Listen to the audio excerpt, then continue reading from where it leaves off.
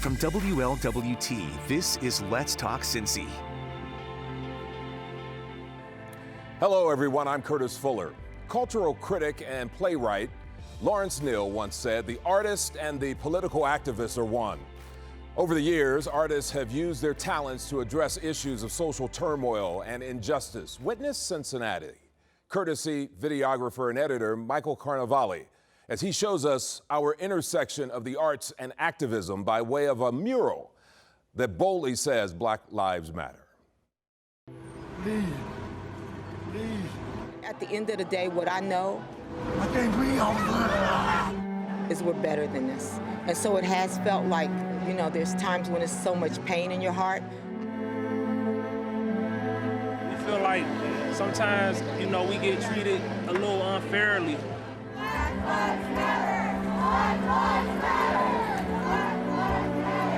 Time for us to take on that mantle and make change happen. You know, we want to stop seeing our people being killed.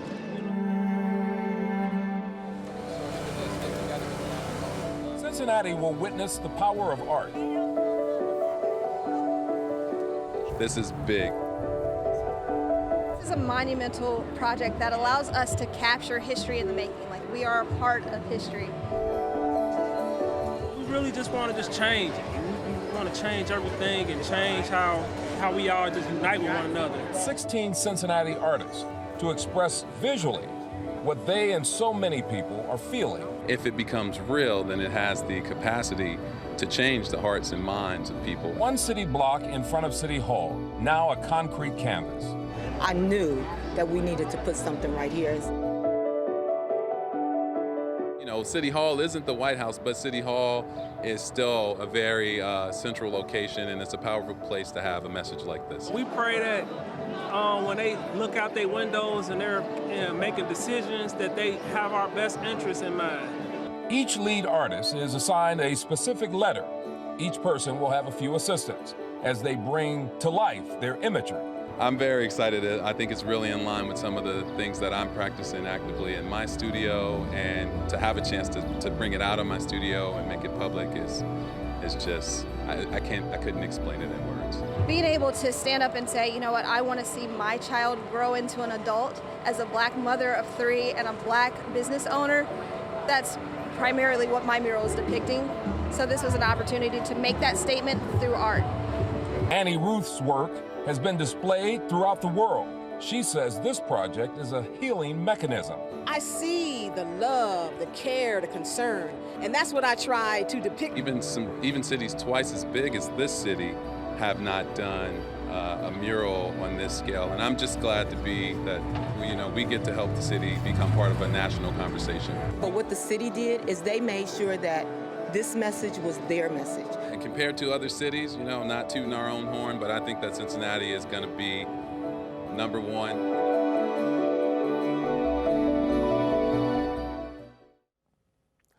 And up next, the influence of the theater, how one local theater is using the stage as a tool for social change.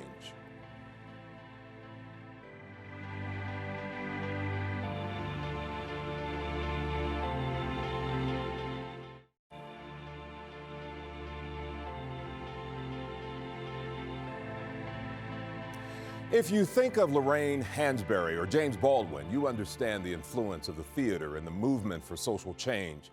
I recently received a note from a longtime friend, Lynn Myers, the artistic director over at the Ensemble Theatre of Cincinnati and over the Rhine. She said theater demands society examine itself in the mirror. The arts have served as an inspiration for what should be the collective human condition. From the unrest of 2001 following the police shooting of an unarmed Black teenager to the current cries for social justice and police reform. Myers told me the Ensemble Theatre's mission remains clear. She said, "We create the future. Every moment the lights go up." Theater can be a tool that tries harder, heals more, and opens doors more to discussion.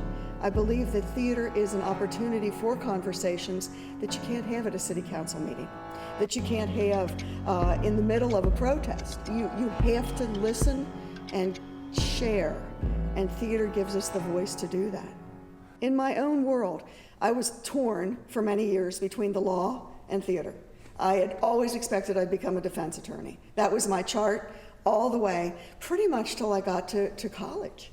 And then what I realized is that as much as I have great faith and as much as I want to be part of what's just, I started to find that people listen to you more in a, quote, entertainment, or on a stage where you could be together as a community. Even if you're together for 2 hours in the same room, you're with a community of people that you're different than your everyday. It's not your circle, it's an expanded circle. So Ensemble proved to be, for me, a very strong gathering place, a very strong place where people's opinions and ideas could be accepted. And we do say in our mission that we have a social conscience.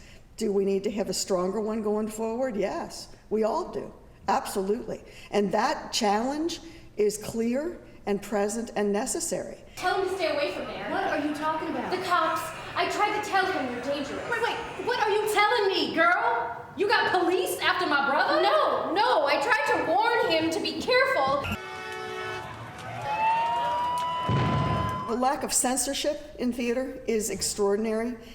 We've been deeply supported by a board that may not always like what we do and subscribers that may not always like it, but they don't say you shouldn't have done that. Whatever those topics are that are tough and hard, they're always sincerely what's in the mind of the community.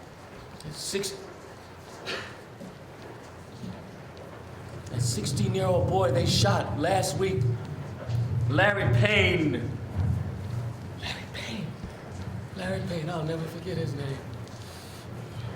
Well, we back, and we gonna do it right this time, so Larry Payne won't have to die in vain. 01 was a pivotal year the way 2020 is. Different, but the complete outrageous crimes that were happening against our black society in 01, I'm sorry that we're sitting here 19 years later and that hasn't changed, but we addressed it.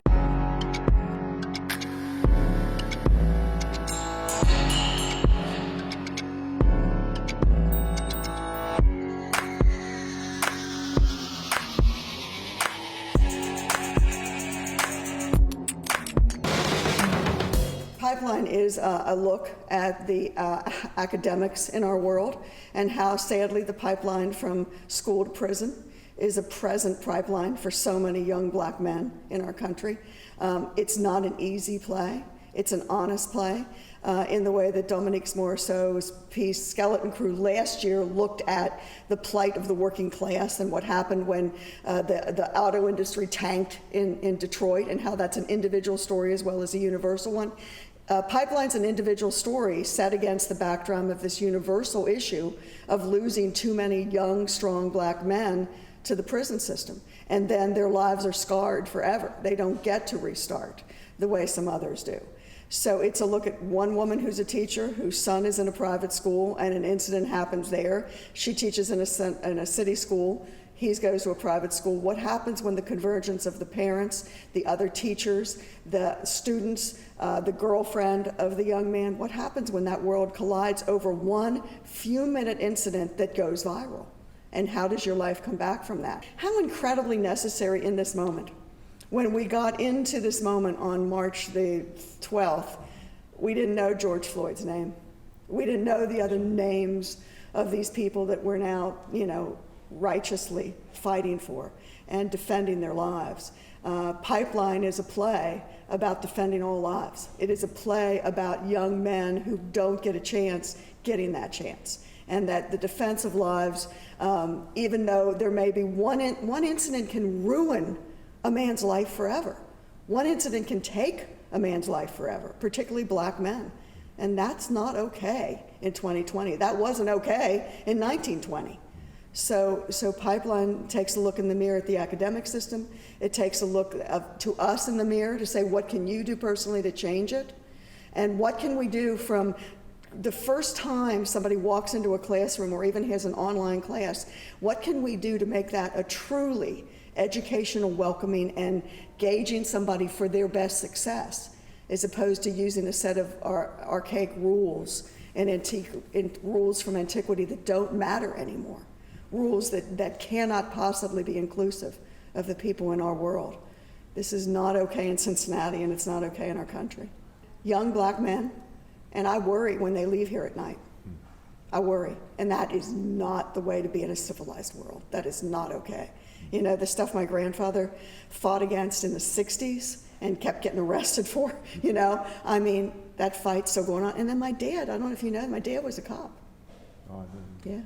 So there were two very different viewpoints. And of course, I mean, you know, District 1 we fought with a lot in '01, but I'll also, you know, I'll have to say if it wasn't for Jim Whalen, you know, he stepped up for us big time, you know. But it was a different energy, Curtis, than now. Do you, I mean, it's not my job to ask you a question, sorry. I was just gonna say, it feels, the difference that I feel now is I believe the change. The difference in '01, I felt there would be some changes in the Cincinnati area, and there were. And there were changes in over the Rhine, and that change still is in process. But I think the difference now is that I see the unity for change.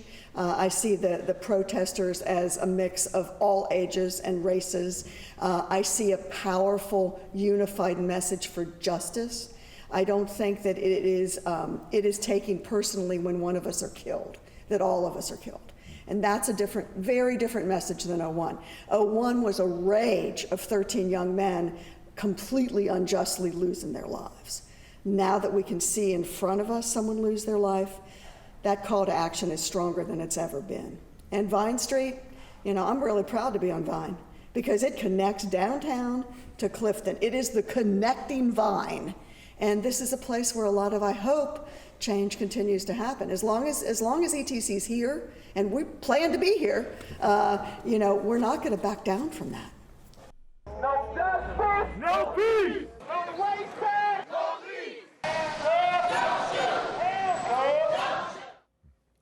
ETC has been closed during the COVID-19 health crisis. It closed one day after the opening night of Pipeline.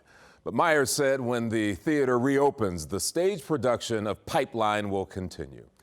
And you know, while we are talking about the theater, I always understood the influence of the theater on social discourse. As many of you know, I grew up in the Hill District of Pittsburgh. What's significant about this is I was in walking distance to the childhood home of one of the greatest playwrights of the 20th century, August Wilson.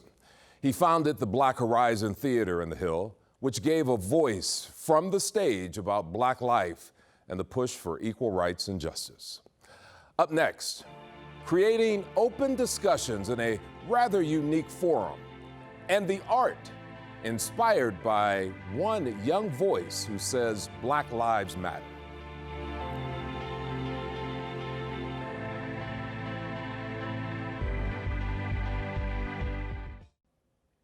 Welcome back. The path to understanding and common ground comes from listening to one another. WLWT News 5's Brandon Sejo takes us to OTR, where art and dialogue are literally being brought to the table.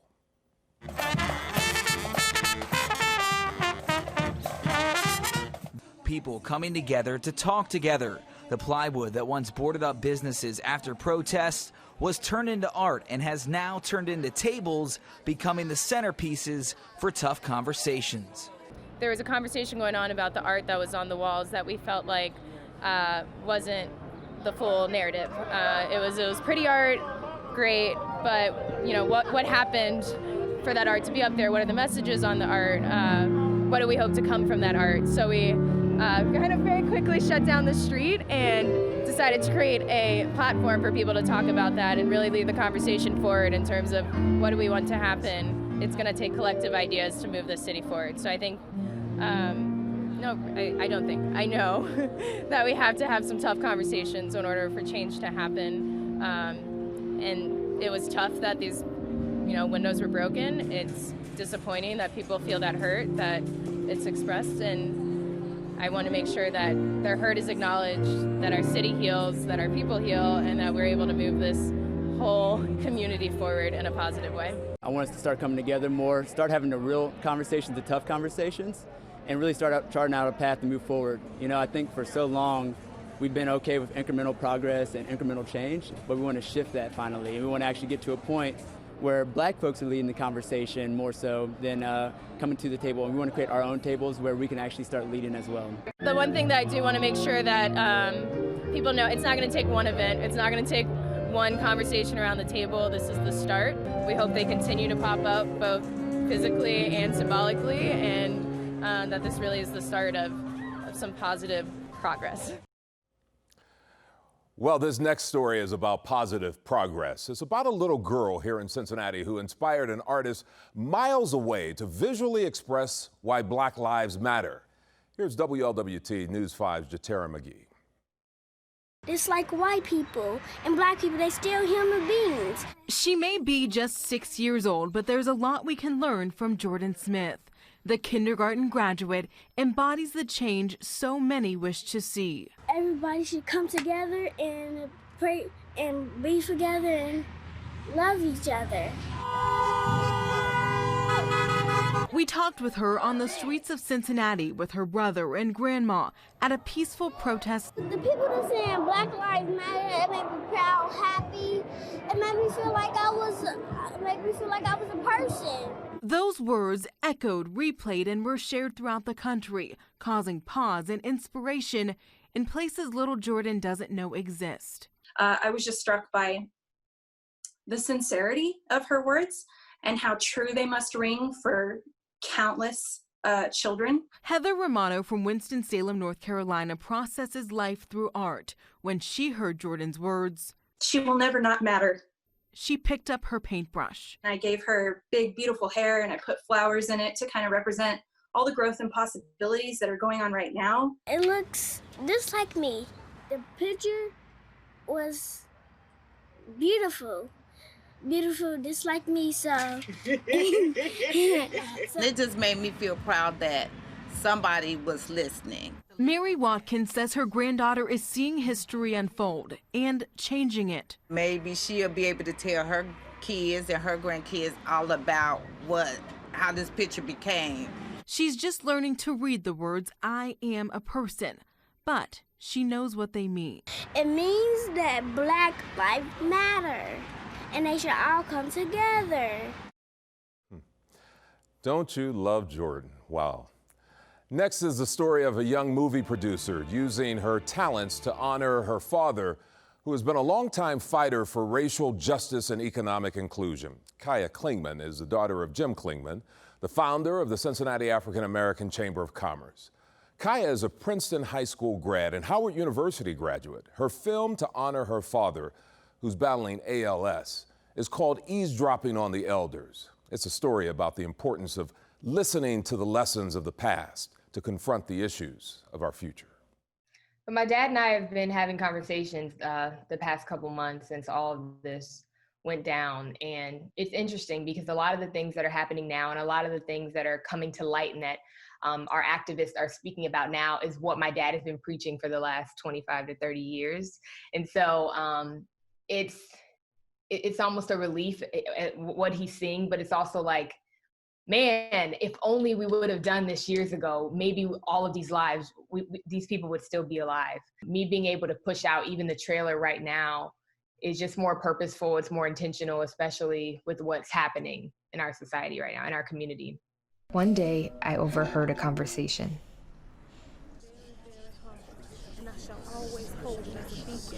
I am not going to rest until our people are free. The more I listened, I could have freed thousands more if only they knew they were slaves.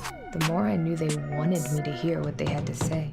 Our people were lynched. See, that's why we need Brother Jim here. Eavesdropping on the Elders is a project that is adapted from a piece of my dad's book. And although we are seeing progress now, more progress than my dad said he thought he would ever see, because it just seemed like, he spent his entire life fighting for us and fighting for Black people. And I wanted to give him something that he would appreciate, but also something that will contribute to his legacy and be able to survive and thrive beyond him.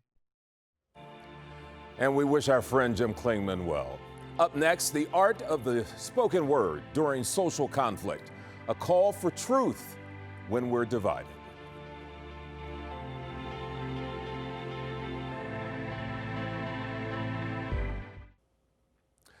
The dictionary tells us the word divided can mean separated, in disagreement, not united. With the creative genius of video editor Austin Maynard, watch as local writer, author, and poet Reggie Johnson shares his perspective about where we stand divided. A world divided. We live in a world where things such as black and white, things that should be black and white, become gray and selective depending on topics. The trending topic for several years is what lives matter. There shouldn't be a disconnect, but people should connect the dots and paint the picture of the two different worlds that we live in. Enter the multiverse. Racism marvels and our leaders wants to snap away the problem with their Thanos fingers. We're not the problem. We've just been living in this infinite war for generation after generation, where we become conditioned that in order for us to make a change, we must incite a reaction. We have voices, we have actions, we have power, we matter. And we will be our own Avengers creating these blockbuster moments for history, that when people read in textbooks, they will have to fully digest all of this. We are distraught, we are angry, we are drained, we are tired, we are done. We see sometimes what we want to see. We hear only key words or phrases that make us go through these phases of dealing with consequences that a normal troubled heart faces. We are sometimes afraid to speak rationally, so through irrational actions we get our point across. All of these things equate to the world we live in.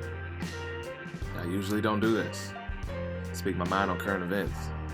But when the events currently have me sometimes afraid to do anything, let alone misbehave, I just go numb. Everything goes black. I start to see white, and then we're back in this gray area. I just want things to change. I want my mind to be at ease, because right now, it's a constant struggle between sadness and anger, and I know people can relate. Well, Reggie is a graduate of Xavier University. His love for writing began when he was only 9 years old. He is talented and has a bright future ahead. I've known Reggie all his life. You see, he is the nephew of Derek Turnbow, who sadly was not able to live to fulfill dreams of a future that seemed so bright for him. 30 years ago, Derek was a student at Taft High School and was shot while walking home from school. A street in the West End is now named in Derek's honor. Well, that does it for our program today. Thanks for joining us for this edition of Let's Talk Cincy. We want to hear from you.